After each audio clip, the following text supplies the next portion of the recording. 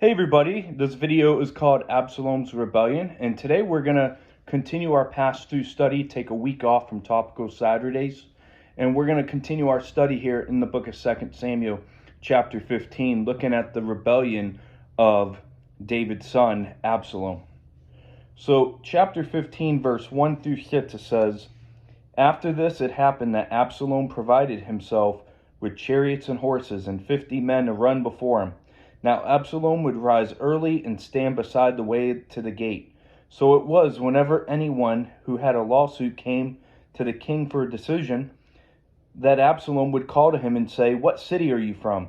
And he would say, 'Your servant is from such and such a tribe of Israel.' Then Absalom would say to him, 'Look, your case is good and right, but there is no deputy of the king to hear you.'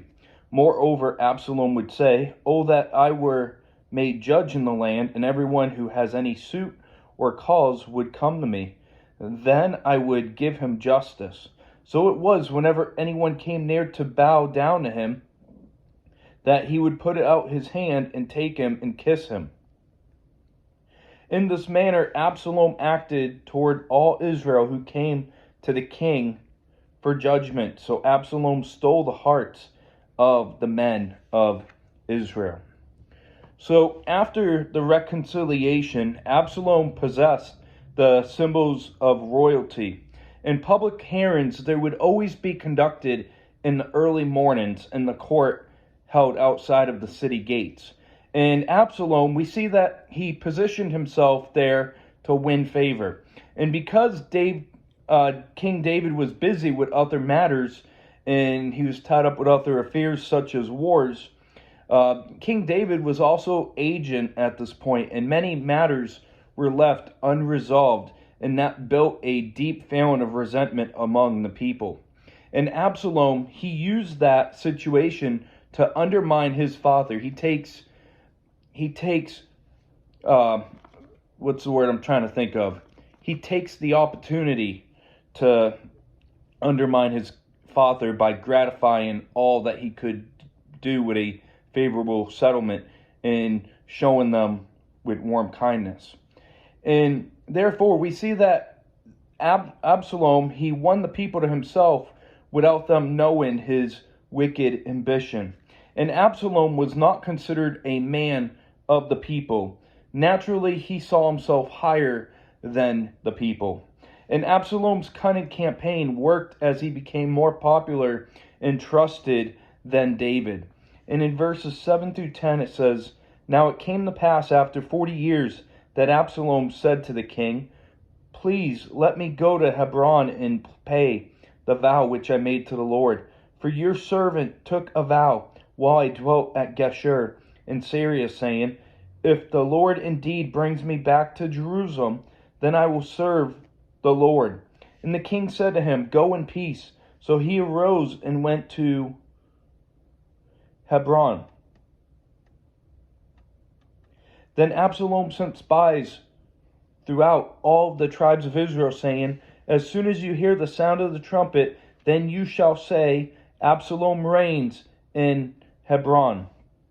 So 40 years here was either Absalom's age at time, or it's also a potential scribal error such as Josephus and myself hold on to in belief. And in chapter 3, verse 2 through 5, it says that Absalom was born at Hebron after David began to rule. And we know from the beginning of our study in the book of 2 Samuel that David ruled a total of 40 years of a period.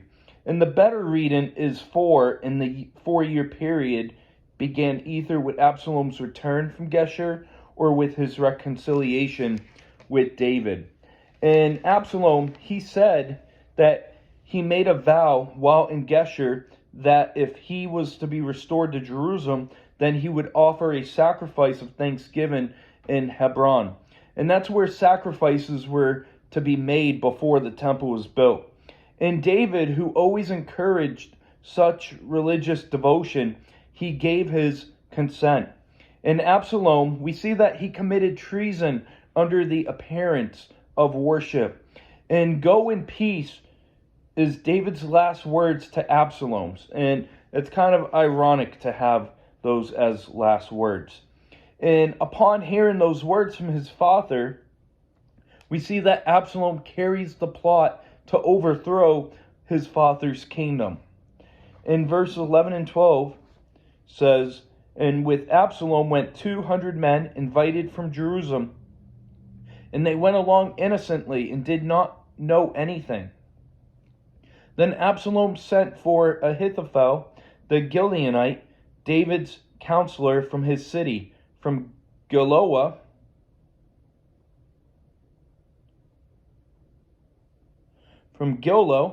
while he offered sacrifices, and the conspiracy grew strong, for the people at Absalom continually increased in number." So Absalom, we see that he formed a conspiracy, which included the taking of some of the leading of men to create the impression that the king supported his action. And it was in his old age of sharing the kingdom. And all of this was a fine disguise so that Absalom could have freedom to plan his revolution. And Absalom, he was able to do this against his father not only because of his cleverness, but because of also his laxness as his father, as seen in 1 Kings 1 verse 6. And Ahithophel was a counselor of David's, whose advice was so accurate that it was regarded as if it was the only oracle of God. And he was the father of Eliam and the grandfather of Bathsheba, who may have been looking for revenge on David. And most of you, if you've been with me through the study, you know who David and Bathsheba is. And he may have been looking for revenge on David, and Giloah was a town in the hill country of Judah, probably a couple miles south of Hebron. And he defeated David for Absalom. And David, he spoke his failings and how hurt it caused him. And your homework is to see it for yourself as he writes in Psalm 41 his failings. And Psalm 41 is a very depressing psalm. And, as I've said before, through our studies here in Samuel, you're going to see that psalm goes right with Samuel because David wrote many of the psalms. One second.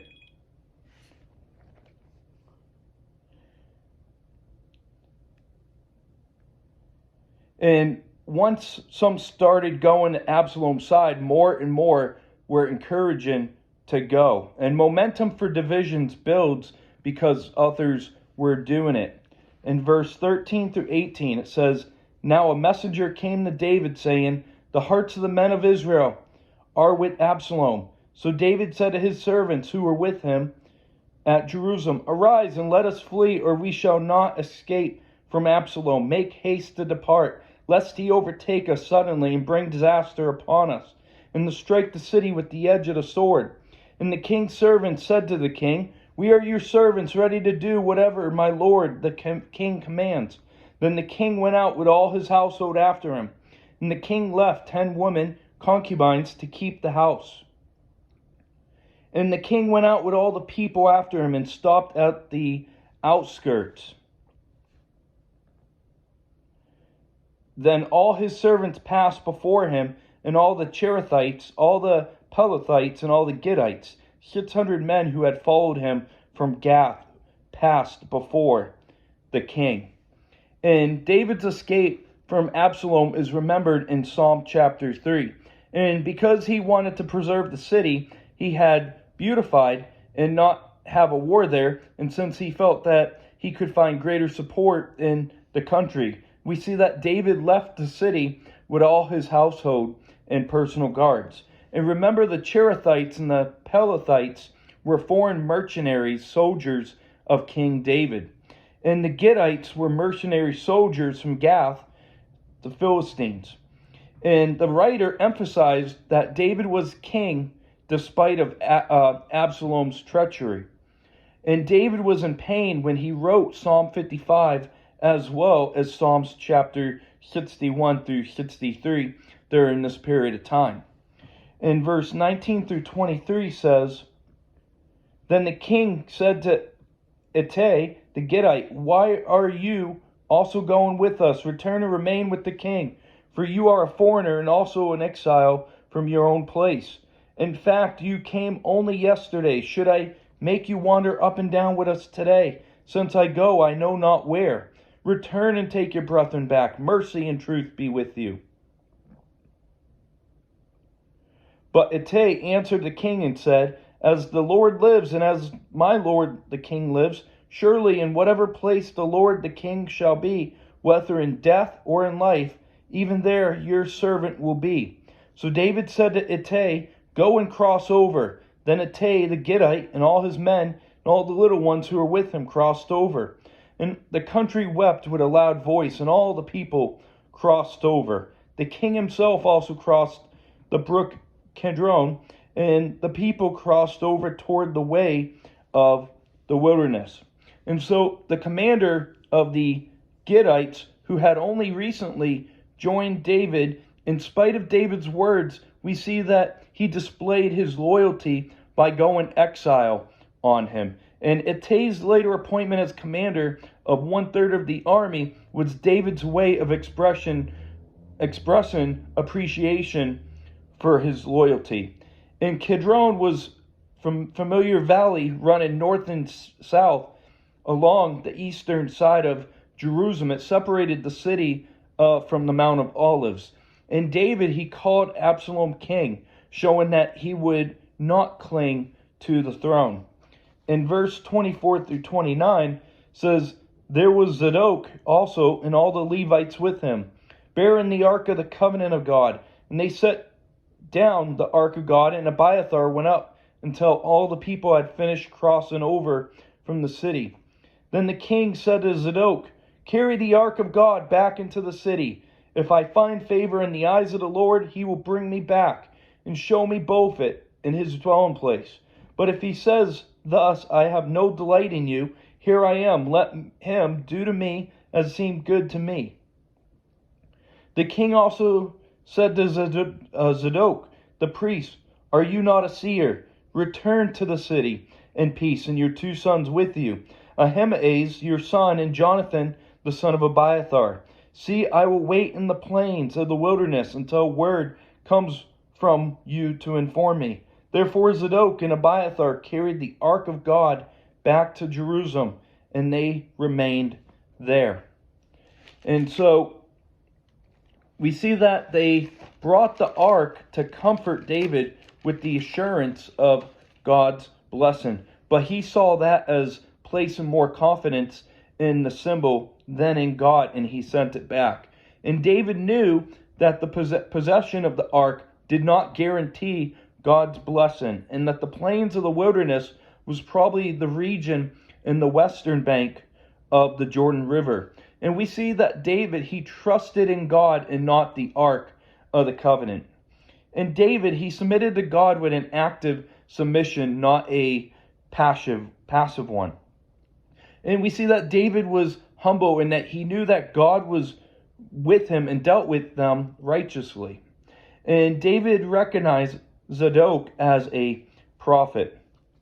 In verse 30 it says, So David went up by the ascent of the Mount of Olives and wept as he went up. And he had his head covered and went barefoot, and all the people who were with him covered their heads and went up weeping as they went up. And so verse 30, Mount of Olives was the hill that was to the east of the city of Jerusalem. And it was the location for David's remorse over his sins and their results. And the covering of the feet, head, and going barefoot was symbols of mourning. And David was struck with the greatness of this tragedy for the nation and for his family and for himself.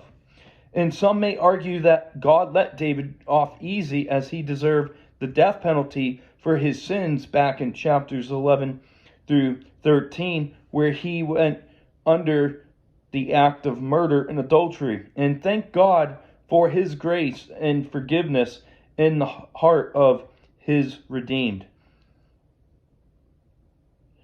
And David never did those sins again. You will never find David, as recorded, committing the same sins that he committed back in chapters 11 through 13.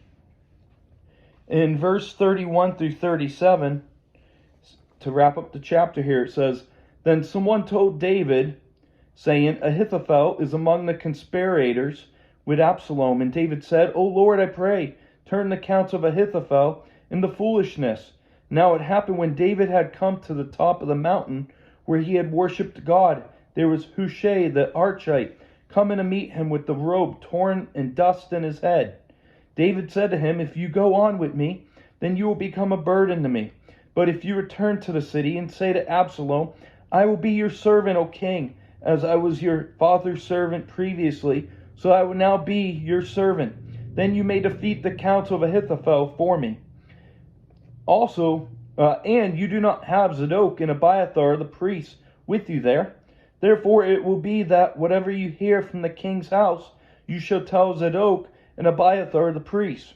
Indeed, they have there with them their two sons, Ahimaaz, Zadok's son, and Jonathan, Abiathar's son. And by them you shall send me everything you hear. So Hushai, David's friend, went into the city, and Absalom came into Jerusalem. And so David knew that Ahithophel was normally a good advisor, but he prayed that he would give the foolish consent to Absalom. And the top of the mountain was the place where David could look toward the city to the west.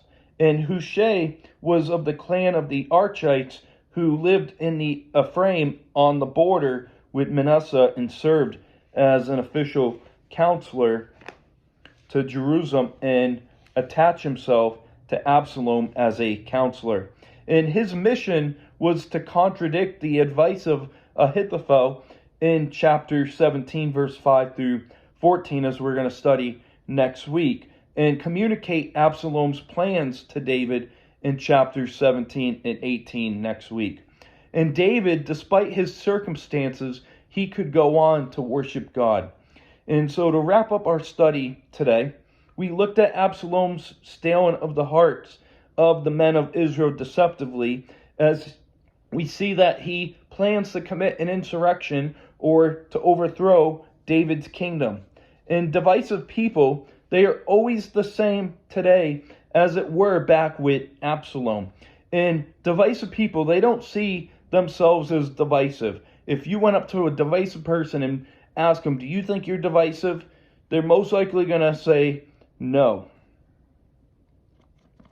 And they prey on the non-vigilant and unknowing. And we see that David fled from Jerusalem with the help of his faithful friends. We saw that David submits to God's chastening. And we see him sending the priests back to gather the information. And we see that David goes on to show remorse on the Mount of Olives. And while David suffered for his own sins, Jesus went there into the Garden of Gethsemane to pray at the Mount of Olives at the base. And Jesus didn't did so for his sins. He took our sins upon himself to go through everything that he went through, leading up through the cross, burial, and resurrection. And I want to look at Acts chapter 1, verse 9.